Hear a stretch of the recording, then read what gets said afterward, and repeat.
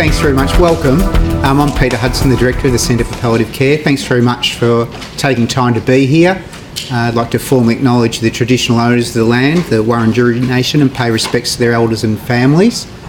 A few things to note just before we start the presentation. We have tried to allocate at least 10 minutes towards the end for Q&A, so if you've got any questions along the way, perhaps note them down, because that sort of interchange of dialogue is really, really important. So please don't be shy in answering and putting forward some questions. The session will be filmed, but that really is for the benefit of those people that can't be here. So if you've got colleagues or friends who couldn't make it tonight, that the presentation will be available in due course via our website. And I think we do send out some information about that when it does become available. If you can, please stay back for drinks and a bit of a catch-up, although there has been a catastrophe. We are out of wine, we realised at the 11th hour, so it's a first world problem, I know, but in all seriousness, I do apologise that we don't have any wine available for you. So the wine. Okay, right. So we've been running these seminars, I think, for almost 3 years now, usually a few a year at least, or 2 or 3 at least. And I'd have to say tonight's title is the most controversial title we've had. And so I'd like to introduce the author of that title, who's also going to be presenting the seminar this afternoon, and that's Dr. Margaret Ross, who's a senior clinical psychologist here at St Vincent's Hospital, and she works with the psychosocial cancer team and also with palliative care services across the organisation. Margaret's co-authored a chapter in the Oxford textbook on palliative care, on working with challenging family dynamics, and she facilitates workshops in relation to working with families in difficult scenarios. Margaret's going to also tell us a little bit more about herself, I think, through her presentation, so please make her feel welcome. Hello. The first thing you need to know about me is I'm also devastated there is no wine.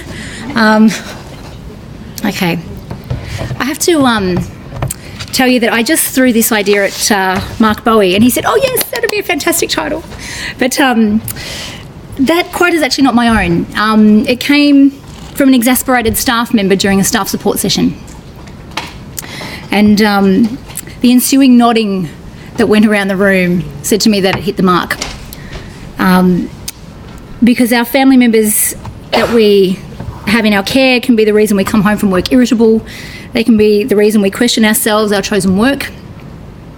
The reason we can feel burnt out and attacked. Sometimes that's probably one of the main reasons I get called to do a staff support session, is because of challenging families. Our modern families are now armed in lots of different ways, as you can see up here.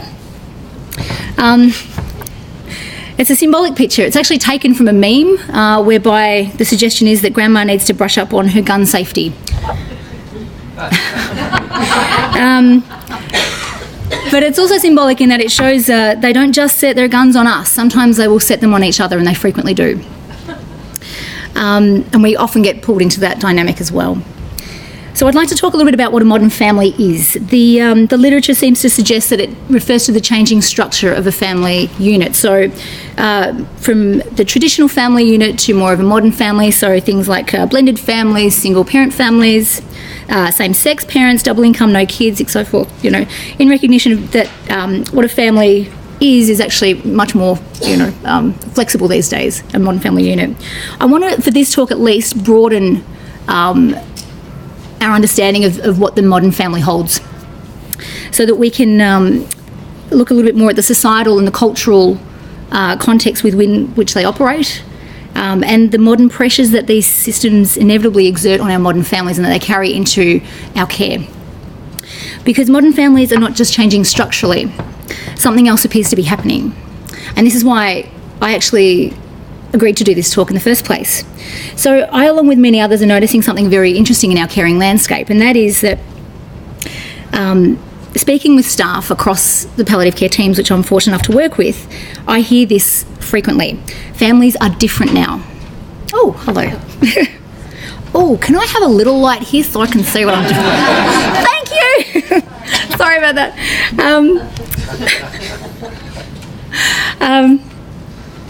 But that was it, yeah. So the comments are, it's much harder than it was even 5 years ago. Families are different. They're demanding more of us. There's something about their expectations now. They want more from us.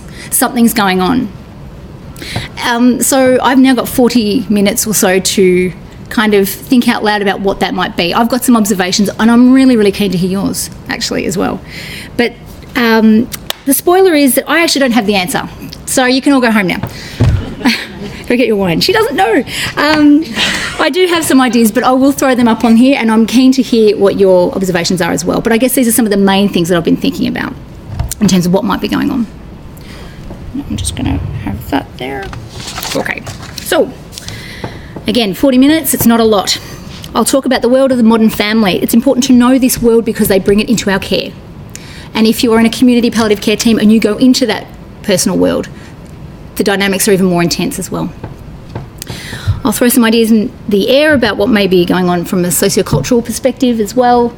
And then I'll discuss some ways to approach complex families. And I guess most importantly, how not to take these interactions too personally. And how we can deliver compassionate care in the face of it all. So, the modern family. All right, so if you've worked in palliative care long enough, this is the stuff that we already know. This is the stuff that they bring. And it's important to sort of suggest as well, or remind us as well, to begin with, you know, when you lose someone, it's like a character is torn out of our books. The work of grief is to rewrite the chapters that follow. But they're not there yet. They're in this awful limbo where they don't know how it's going to play out. They may be in denial, they may have family members on different pages, and they frequently are. They may know what's coming and feel helpless in the face of it all. And I think that it's important to sort of bear this in mind when we're thinking about our challenging families and what they hold and what they bring. So you have these grief-soaked, emotionally charged individuals in a collective. They also bring their relationship history. How are they attached to their loved one? It may be incredibly conflicted how they feel about that person. They don't know how to be in relationship to them in life, and they certainly don't know how to be in relationship to them in death. It can be, conflicted by, a love yet hate. They may have this absolute yearning to get acknowledgement or validation that they've sought their whole life, and even at the deathbed still can't quite get. And then there's the relationships with other family members as well. Not every family reunion is a happy one, as we've all probably experienced. And then there's, I think there's often differences in coping style within family that can serve for a huge misunderstanding and can be a source of conflict as well. And then there is the role in the family as well. I try to notice what the role is within their family dynamic. Who's the spokesperson? Who's the main protagonist? Who's the protector? There's always a protector. The protector of the family may have been the child who held the anxieties or the trauma of the family. There's always one. You look for them. Here's the hot tip. If you look for the protector is usually the one who assumes an inordinate amount of responsibility for the rest of the family. How that can show up in end-of-life care is that they can then blame themselves for failing to fix death in that way. They can unconsciously feel, I've failed as a family member. That can then come out as blame towards us. You didn't fix this. You can't fix this.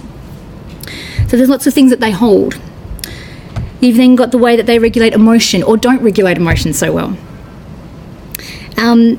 Some people do anger really, really well, but they do grief terribly. And in fact, grief is a very fearful affect for them to go near. So what you can get is sort of like an emotional defence.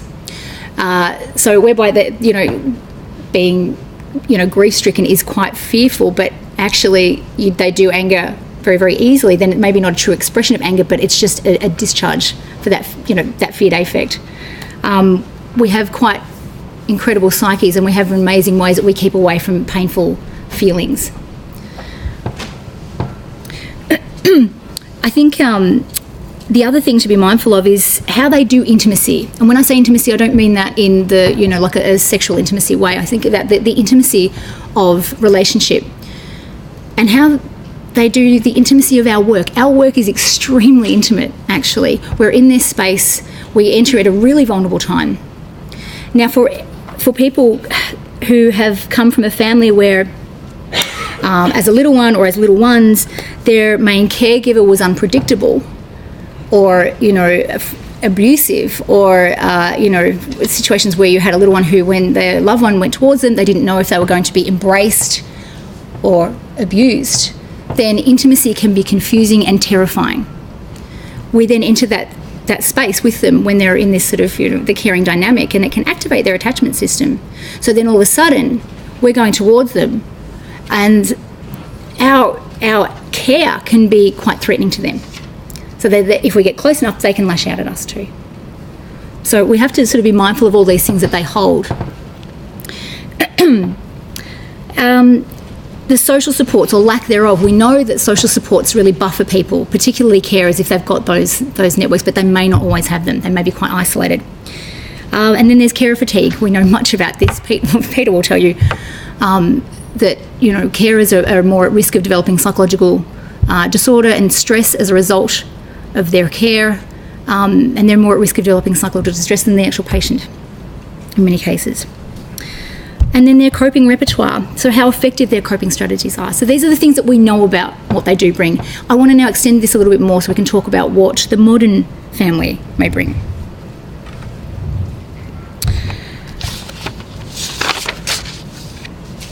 So what does the modern family now face? And that is a big, massive repercussion in our relationships, how we socialise. Our sense of intimacy has been pretty majorly impacted by technology and social media, and quite rapid advances in technology as well. I actually struggled to find data about the implications of healthcare expectations on this. It's accelerating at such a rapid pace, our research can't keep up. But we're only beginning to understand the impact on us socially and psychologically. But there are a few considerations for us, I think, in Cal Care. We are more informed than ever. Our patients are more informed than ever, and our family members are as well. We have access to a wealth of information at the click of a button, and you don't even have to leave your home for any of it. But we are saturated with information, and we are more misinformed than ever. And this is a modern problem. One of the first things I will say to my patients or my families, when they've come to see me in my private practice, if they've just been diagnosed, is be very careful using Google to obtain information about your diagnosis. Now, I want them to be informed, of course I do, but if they're entering the realm of the internet in search of wisdom, a lot of the time they can't discriminate between the rubbish and the jewels. And it's unregulated information as well. So it's so important that we've got an idea of being able to sort of put them in the right direction so they can hit the right target.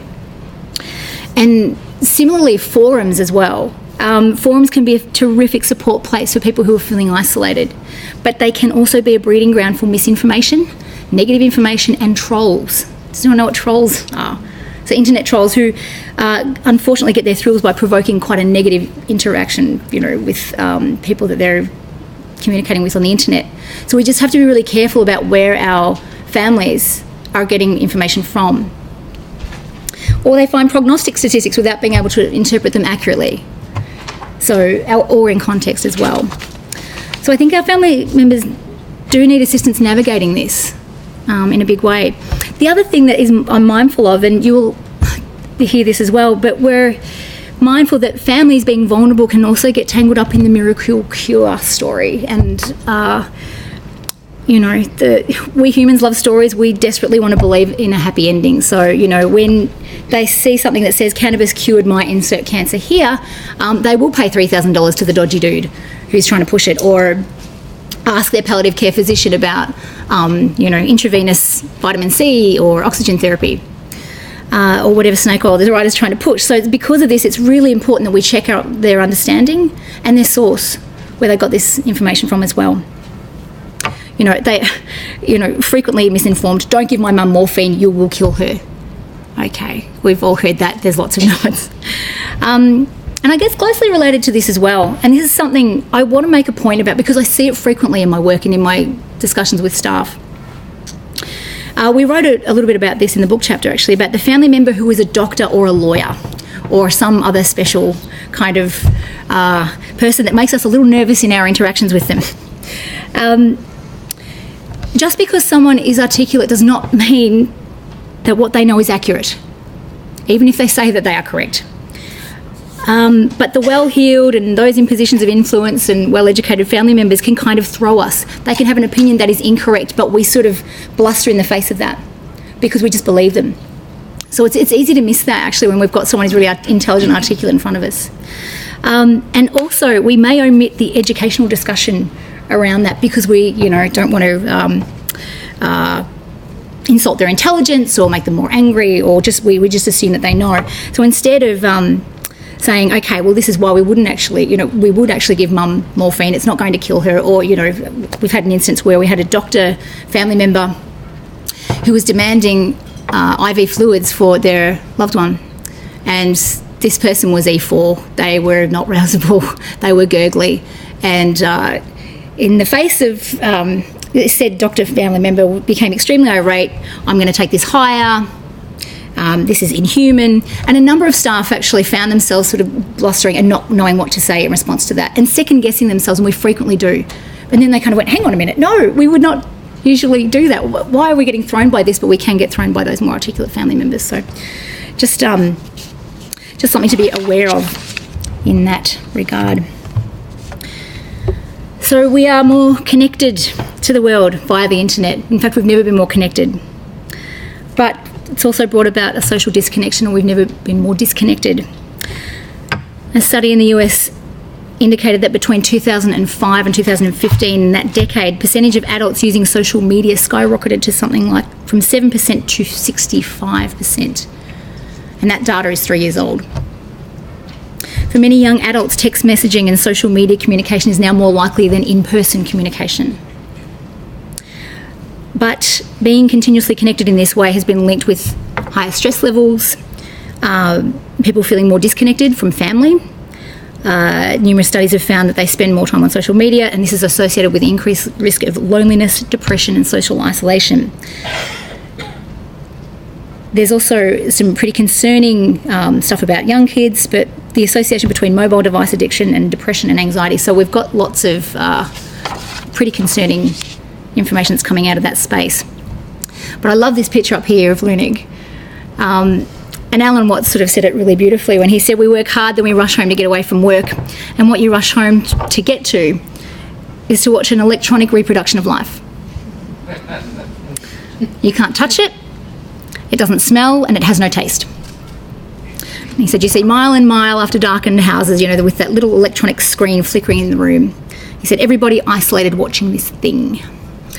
Now, we all do it, but actually, this was back in the 70s, he said this, and it's only become more pervasive since then.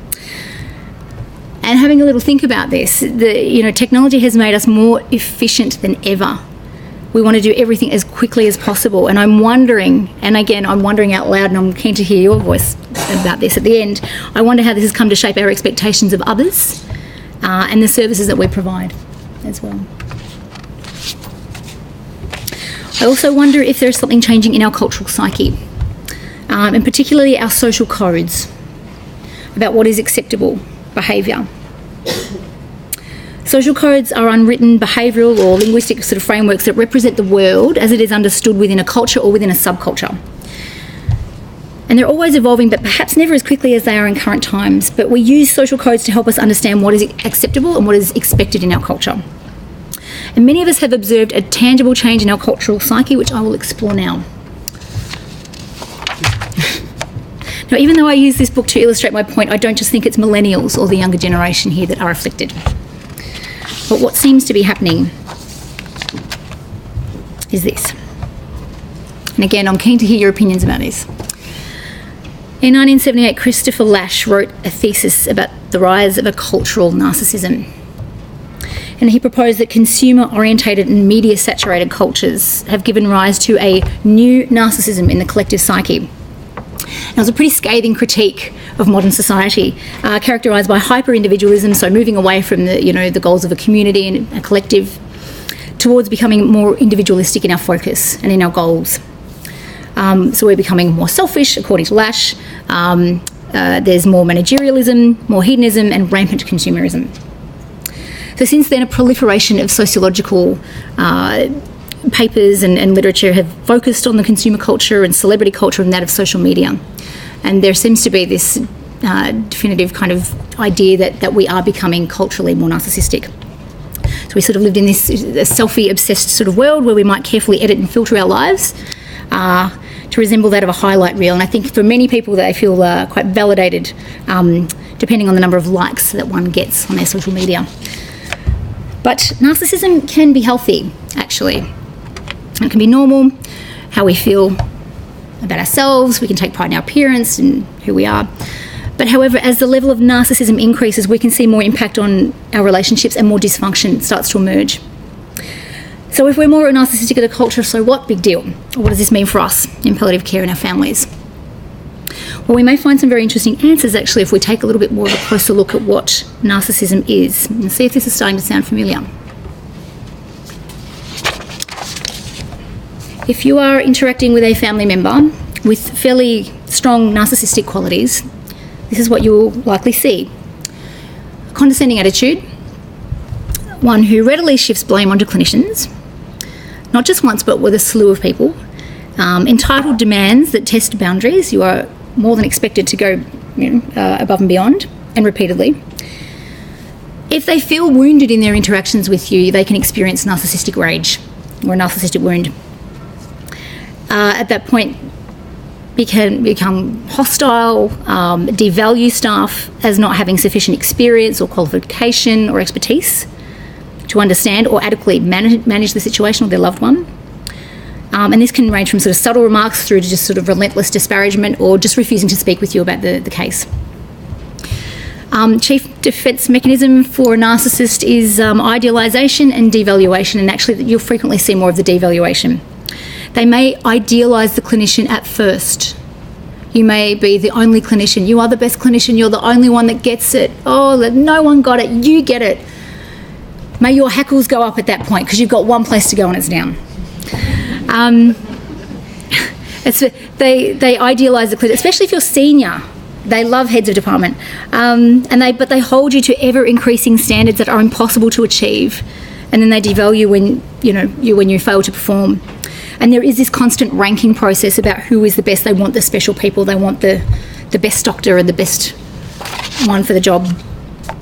And if they don't get the outcome they want, they'll bring in the person that they want, the special person, the son-in-law physician, the daughter-in-law lawyer, and they'll sort it all out for us. But they can also be extremely prone to envy. If they see others getting a preferential treatment or what they perceive to be as, they're not getting the sort of equal treatment, don't worry, they'll let you know about that. But they also hold themselves to quite unrealistic standards of perfection, but they project that onto clinicians as well. So the fact that mum buzzed and didn't get an immediate response from the nursing staff is simply not good enough. They can exhibit quite a profound lack of empathy for the person that they're speaking to, but also, and this is really important, this one, they can attempt to get staff to collude with them against other family members and frequently against other staff in splitting, what we call splitting. So if this is indeed what we're dealing with, then there's something worth noting at this point. We can feel extremely intimidated in the face of this, and we can give in to unreasonable demands as a means of avoiding their rage. Unfortunately, this only perpetuates the problem. So when you've got the demanding family member who says you are not to administer morphine to my mum, you will call us before you give us a breakthrough, before you get a breakthrough at all. Do not give them anything. And we're acquiescing to that. Rest assured the demands are only going to escalate as well. But I also want to undo the anger a little bit as well. If you look beneath, a lot of the behaviour in their circumstances will cover a fairly fragile, battle-scarred human who is navigating their life in the best way that they know how. And in defence of the modern family, with all of these influences that they're carrying new and more perfectionistic pressures, we are just saturated now in information and images and things that tell us how to look, how to eat, when to eat, how to exercise, how to get the life balance, how to get the best out of your career, how to be the best parent, how to have overachieving kids, how to have the best marriage, best partner, best orgasms, how to live your life more productively, how to beat aging, how to be wealthy, how to retire early, all that sort of thing. So the modern family is beyond stressed. They are besieged.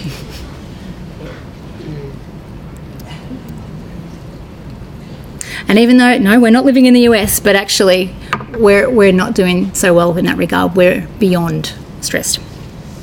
Now, plot twist. For those of you who are process-driven over content, have you noticed what I've done so far?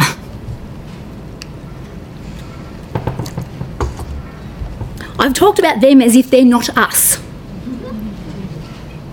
They are us. We are in this system as well. We are modern families too. We're in modern families. And so we're experiencing those same socio-cultural shifts and pressures just as much as they are. And we bring this to our clinical interaction just as much as the families of our patients do. We just occupy a different role in the clinical moment. But we have to compartmentalise our stuff while they implode or explode at us. But we're also holding just as much and then some. Consider, if you will, the family system that we have in our place of work. The place where many of us spend more time than with our actual families. So we have our administrative powers, or the parent, if you will, our colleagues/siblings that we may not get along with, we may get along with. And we have our own cultural pressures within our workplace ecosystem as well that we also bring to that interaction. So it's important.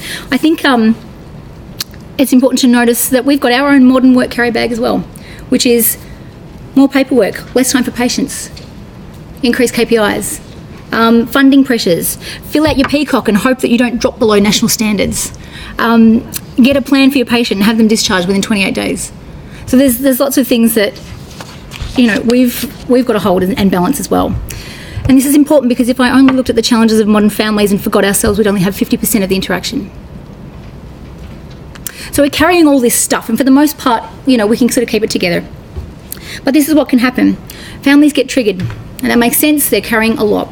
But then, when they point their gun at us, our stuff can get triggered too. And then our fight or flight response or our defensive response, our anger can trigger in us in the clinical moment. And it all feels deeply personal and frightening. Aggressive families can scare us as well. And it makes it hard for us to do our job properly. So we're also subject to our own personal, social and cultural and daily pressures into this world. So I guess I want to spend a little bit more time now on how we deal with that and how we can take care of our reactions in the clinical moment with the modern family. And that's what I'll spend some time talking a little bit more about now. But just before I do that as well, another modern phenomenon, which is probably worthy of consideration, is that we've now become a brand. We're a healthcare service group behind an easily identifiable logo. Now that's got lots of marketable advantages. But for stressed out families who feel hard done by, it's easy to lose sight of the fact that they're yelling at an individual human being who can get just as hurt and just as anxious and just as stressed as them.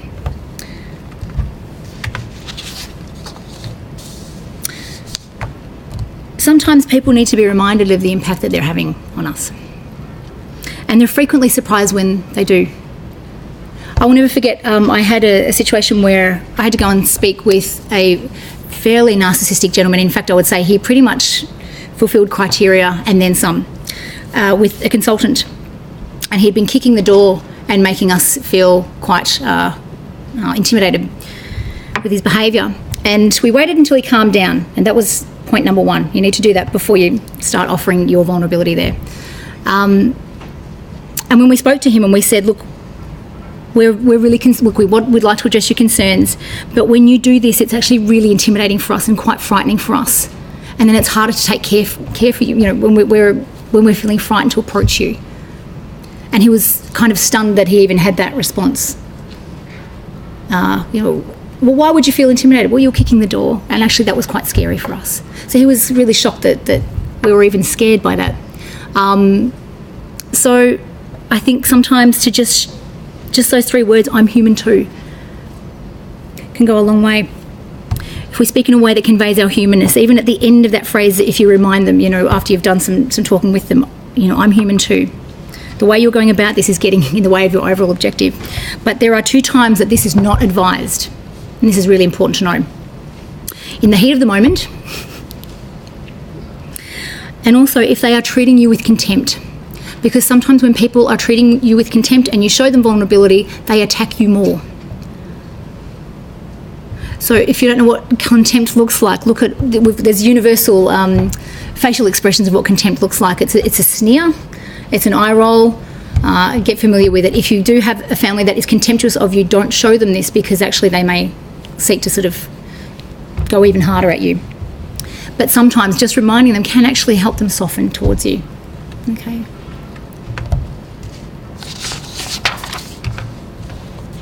So in much the same way we seek to humanise ourselves, we need to also humanise our families. One of the things I always want to know is, who is this family? What is their story? It's important to know, not only for safety reasons, but also we want to know who they are beyond this sort of this chaos and how we want to understand why they're acting the way they are. If you don't know what the story is, ask them, listen. If they can't tell you, just listen a little deeper. What are they telling you with their silences, with where the places where they resist? What about, what is a family member who, bails you up at every opportunity and complains and wants to do absolutely everything possible and, be seen as being proactive in the face of other family members? What does that tell you about them, that they can't articulate themselves? What does it tell you about perhaps the fact that doing something instead of being may offset their fear or distract them away from the fact that their heart is breaking and they don't know what to do in the face of this? And this may actually be the only way that they can survive at this time. It may be the best way that they can survive at this time.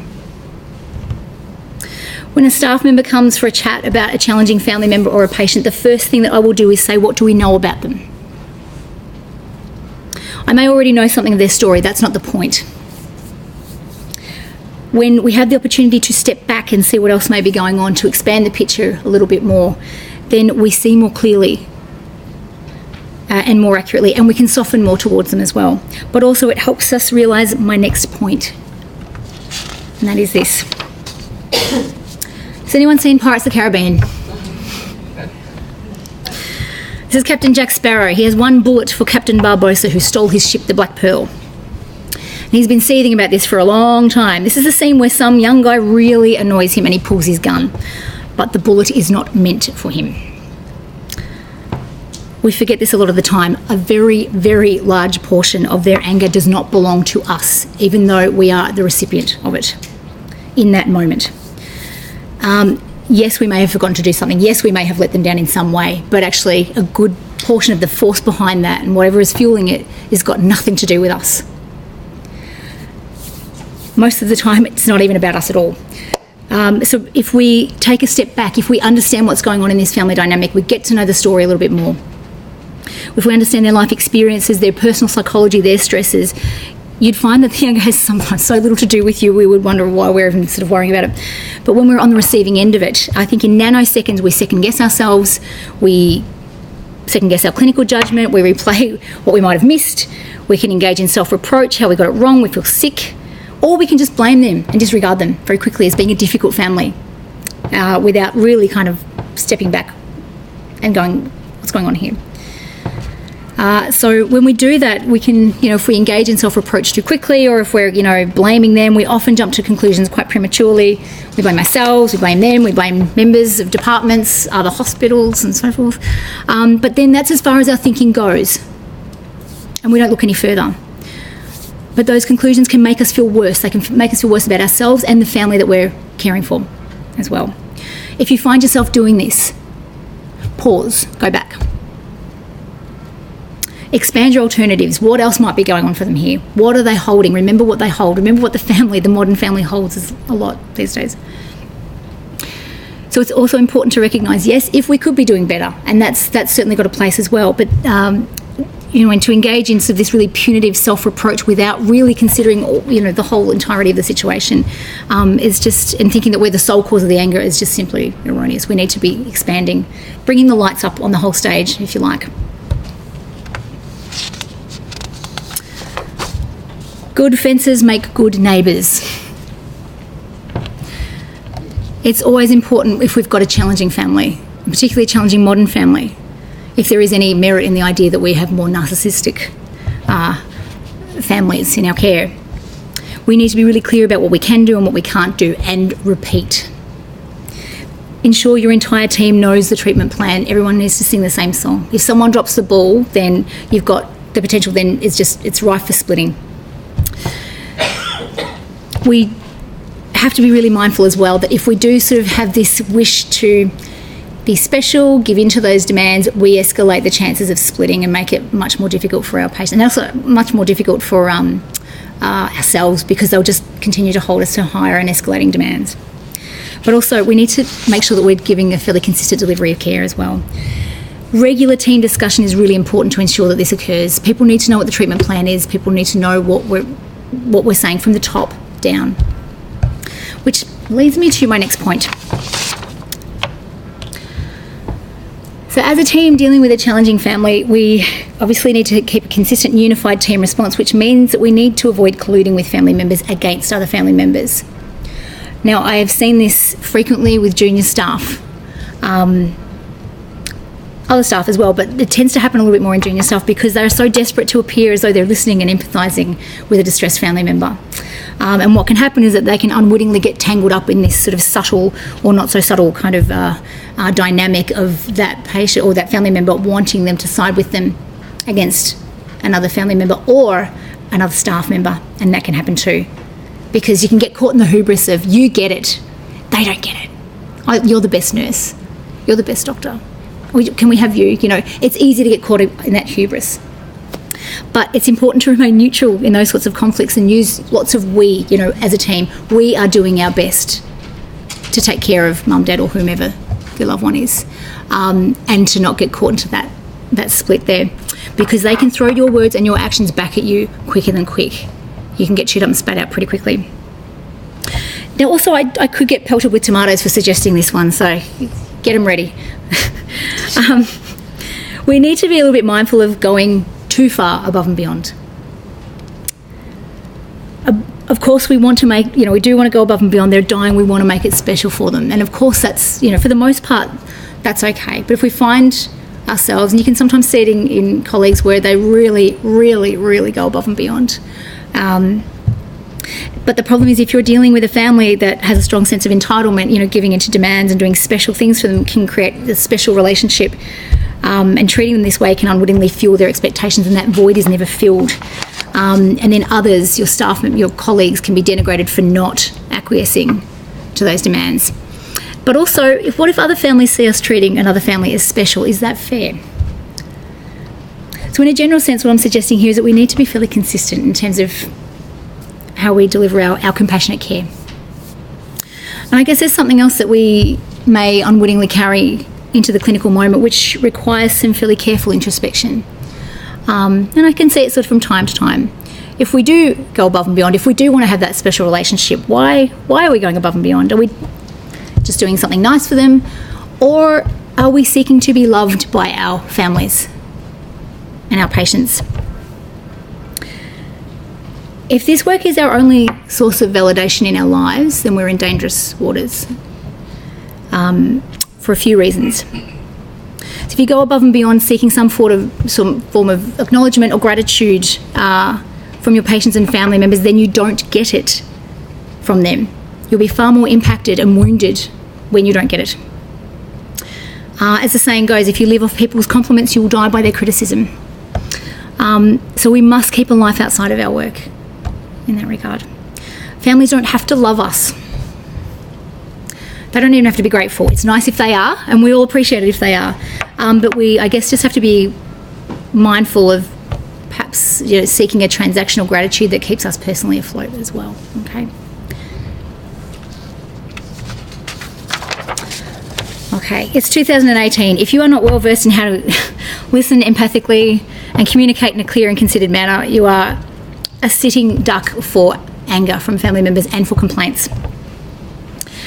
Even in our anger, even if we feel it, we can take good care of that, and we can still communicate well. I think avoiding families is just about the worst thing that we can do. even though we've all been guilty of it at some point.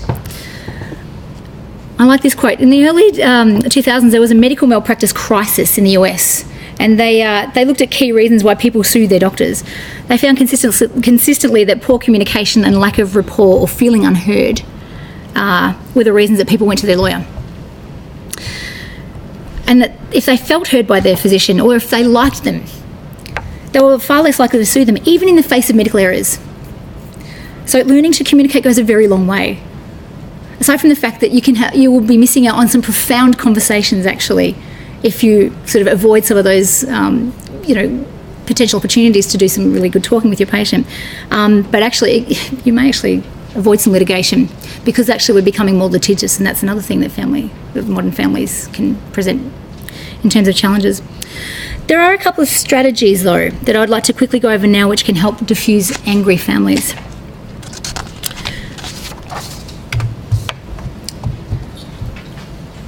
Now, this is what I do. I give this slide to everyone that I ever do a discussion about modern challenging families with. Now, of course, familiarise yourself with your local aggression management policy within your service. That's a no-brainer, okay? Keeping up with regular aggression management training is absolutely a no-brainer as well. But this is what I will do. I'll find out who the main protagonist is in that family. So I'll find out who is the main protagonist, who's the main spokesperson for the family. I'll create a separate space for them. I'll then sit them down and ask them to tell me what their concerns have been. And my aim at that point is to get them to vent. I'm trying to get them to exhaust their rage. I will sometimes sit there for an hour if they've got a long story. At this point, I'm also resisting the temptation to interrupt or clarify, because it can be very strong, because I am extremely protective of my colleagues, and when they are saying things that are patently untrue and I know them to be untrue, and I really want to jump in there and interject, I don't. At this point, I'm clarifying later. I just want to get their story. So I'm neither agreeing nor disagreeing. I'm just going, okay, so then what else is your understanding, blah, blah, blah. So I'm just getting them to talk. At this point, I'm starting to look for emerging grief. Sighing. You know, when people are talking to you and there's, okay, that tells you that grief's not too far away. Focus has shifted to loss rather than anger. So you've mobilised the grief affect. That's now getting stronger. They're slowing down. There's a pronounced swallowing. You know, when you're on the verge of tears and you start swallowing really hard, yep, you'll see it. There's really pronounced swallow. They slow down. Their volume decreases. There's pauses in conversation. And again, the themes move to loss rather than angry sort of themes. At this point, I will turn to them and say something along the lines of, it sounds like it's been extraordinarily difficult for you. How are you going with all of this? And at that point, I'll usually get tears. They've been holding a lot. And when you can do that, then all of a sudden you've got a bit of a shift in alliance. It's not over yet, but to know something of their terrain, which I'll talk about in a moment, is really, really important. At that point, after we've done some exploring about how they're travelling, we'll check our understanding of their situation. Look, it sounds like there's a few misunderstandings about what the staff had intended to do. It sounds like we need to do a bit of a family meeting. Would that be okay with you? It sounds like it would be a really good opportunity, and you usually get a yes. Sometimes you don't, by the way. There is a percentage of families, no matter what you do, they will remain angry. And it's important to know that as well. Sometimes this works very, very well, but there is a percentage of time when it doesn't work so well, because they're just going to remain angry. Okay. People frequently get this in the wrong order. But the person that I've seen do this better than anyone is a colleague that I am very privileged to work with. It's our social worker, Vula Kallianis. And she has this uncanny ability to make every single person in the room feel as though she's on their side. But if you speak to Vula and ask her what exactly it is that she does, she will tell you, I don't know, I just talk with them. Because she's so skilled at this, it's instinctive. But if I had to break it down, this is what she does. She takes a lot of time to sit and listen and explore first. If you rush to reassure and educate and clarify before listening and exploring, you can effectively shut people down. Even if you're saying lovely things, even if your reassurance has a lovely intent behind it, if you rush to do that, it just shuts people down. One of the most important things to remember is that your families hold visceral fears or misunderstandings that they may not articulate but react by lashing out at you. And it's important to unearth what those fears are. 2 main questions that will help with this. What's your understanding of mum or dad or loved one? Find out what they know. And the second one, and this is, I think, is the most important, is what worries you the most about this? What worries have you got about the morphine or whatever it is, the issue that it is? Because they don't always articulate it, and in the chaos that they kind of bring, they just bring lots of anger and accusations and so forth, but they don't articulate those fears that just sit there. So that's an important point to make. The other thing is, as well, is empathise with their perspective. I think when people sort of, do some good communicating, one of the things that they can do to really deepen the quality of the interaction is to just try and sit there and sit in their terrain and know their terrain a little bit more before you move. So saying to them something along the lines of, I think that if I heard that morphine causes heart failure for people, I think I'd be freaking out too. This is something that Vula does beautifully. My model she's just sitting at the front here. She sits with them in their terrain, and she sits with them for more than a moment. And it shows them that you have attempted to know their world and the world from their eyes. Then shift to clarify.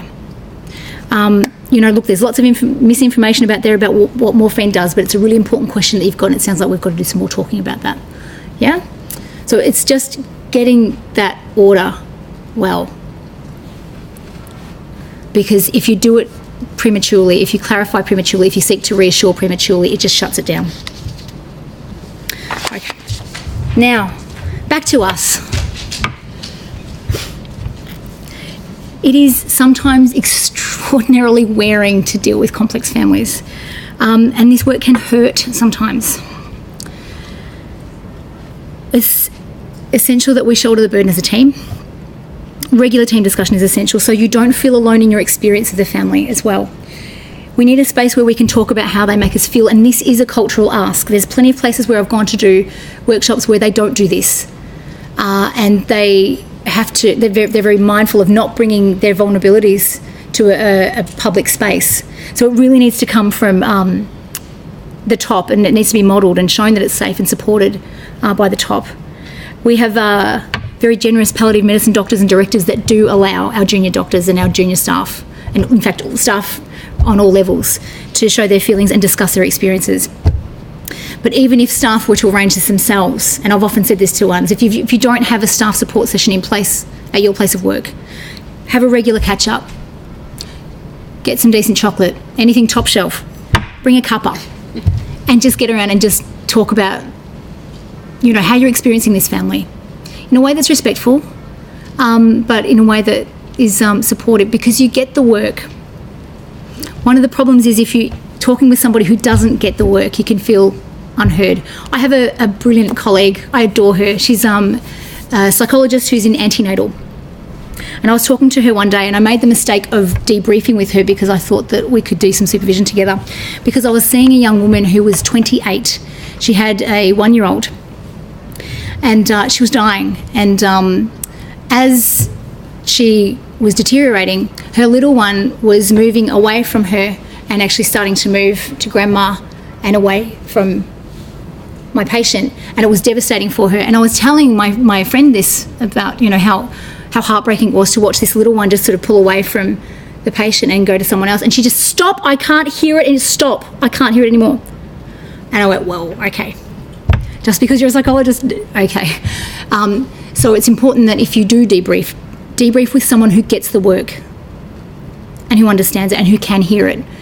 Not all of your peers can do this work, and there's a very good reason that they have to walk away from that. So it's important that you debrief in the right way. If you're not a great person, get individual supervision. Okay. And I'm getting the time. So I'd just like to conclude, I guess, by reminding us all that we are all human, we're all flawed, we've all got our wounds, we've all got our pressures in different ways, but our families are so desperate to be regarded and held in a compassionate way. But they and we are constantly juggling pressures of modern living. I said before that when I discuss family situations with staff, the first question I ask them is, what do we know about them? To help us step back, to remind us that this bullet is not personal, but more about how we and how they navigate this increasingly complex world. And this is what I've attempted to do with you here today, as we attempt to step back and understand the modern family and why they raise their guns at us sometimes. So I'll leave it there, and I'm very keen to hear your thoughts and experiences. Thank you.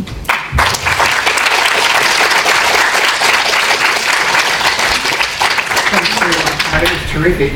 So I've got a couple of mics. Please ask away.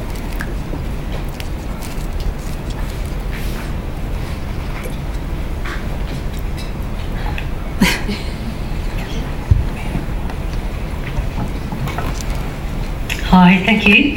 I'm curious in regard to the splitting, how you try and reduce that across various spectrums of a hospital where you've got acute, community, healthcare unit, and you get that triangulation occurring with complex families. Yeah, very, very good question, and a very difficult one. Because you don't just have individuals getting caught in the hubris, you have departments as well going, we do this better, and oh God, and you can get departments disparaging of other departments as well. One of the things that can be really useful is having, if you do have a CL, do you have a CL psychiatry? It would be worth getting them involved in the earliest instance, because they do know what to do with splitting, and it's actually doing a lot of talking with staff rather than the patient or the family about how to manage that as a team, because the splitting happens within teams and between teams and between team members. And if you have someone to call that out and say, look, this is what usually happens when we have a split, you kind of then, you're a little bit more aware of when you're in it. But if you haven't got anyone to name that, it's hard to know when you're in a split.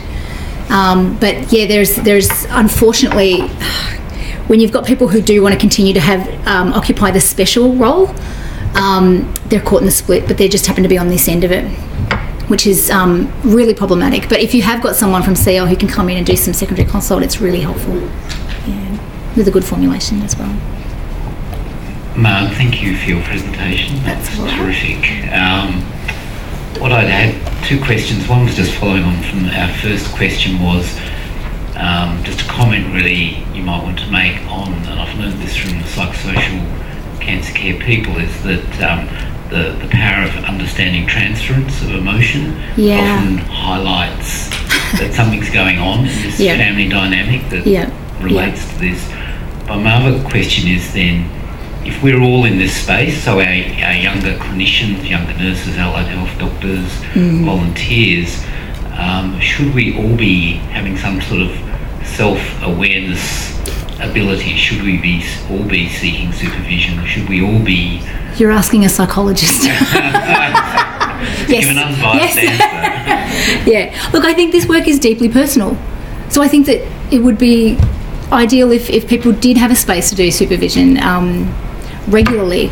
It doesn't have to be in a group setting. I think that to be able to take good care of our mental health, because this is not easy work. And the other thing is as well, when you've got an experience of, to have an experience of empathy means that you experience some of their suffering too. Now you have that again and again and again, it gets compounded and not taken care of, then, we're at risk of developing our own mental health issues as well. So, and we're seeing suffering a lot. And we're seeing really, and we've got really complex and increasingly complex families as well. So for me as a psychologist, I think we're the biggest service users of our own discipline in that way.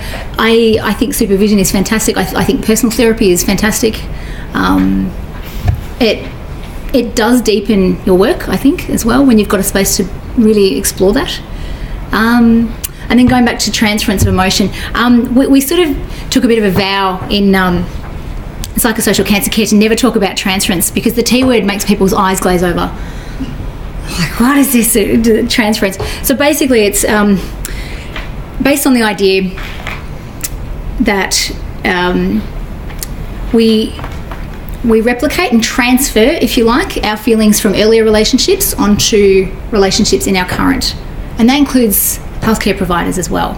So what you might do is remind someone of their mother or their aunt or their brother or their dad or what have you, and then they may unconsciously start to project those feelings onto you and treat you in that way. So they may be eliciting sort of a maternalistic kind of a thing from you, or they might be enraged towards you because there's been this hideous kind of history with mum or dad. So this is where transference can be really, really tricky. When you're on the receiving end of it, particularly for junior staff as well, it's hard to disentangle yourself from that dynamic. And this is where, again, getting back to the whole, I feel like I'm the poster girl for supervision. But actually, when you've got a space to step back and you've got somebody saying to you, well, hang on a minute, what's going on here? This doesn't belong to you. Okay? What do we know about this patient? What do we know about this family? What do we know about this family dynamic? Because it's actually a question that I'm 18 years into my practice, and I still have supervision regularly. Every psychiatrist in my team, we all have supervision regularly, because it doesn't matter how experienced you are, no matter how long you've been doing this, we still have our blind spots, and it really does help to have somebody just call you out on that, and it's supportive as well. So we can get a lot of transference of emotion frequently. We've got time for one more question. Holly?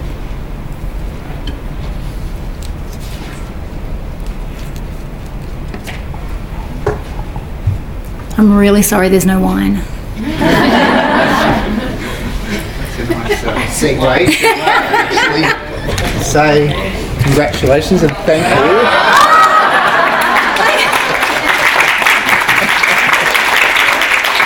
The only problem is you have to share it with everyone. But sincerely, Margaret, thank you very much for a fantastic presentation and for sharing your wealth of experience and insights. It has been fabulous. So thank you very much on behalf of all of us.